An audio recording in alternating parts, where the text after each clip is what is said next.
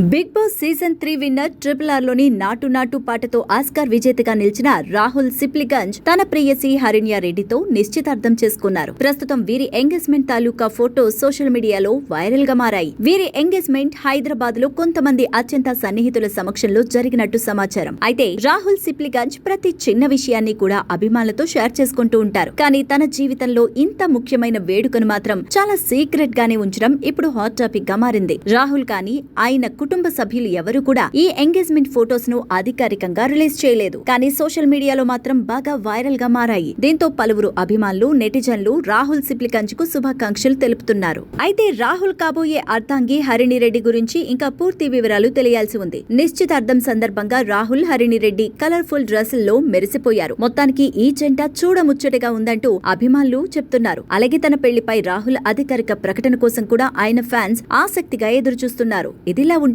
నాటు నాటు పాటతో ఆస్కర్ అవార్డు అందుకున్న రాహుల్ సిప్లిగంజ్ కి స్వాతంత్ర దినోత్సవ వేడుకల్లో తెలంగాణ సీఎం రేవంత్ రెడ్డి ₹1 కోటి చెక్ ని అందించిన విషయం తెలిసిందే.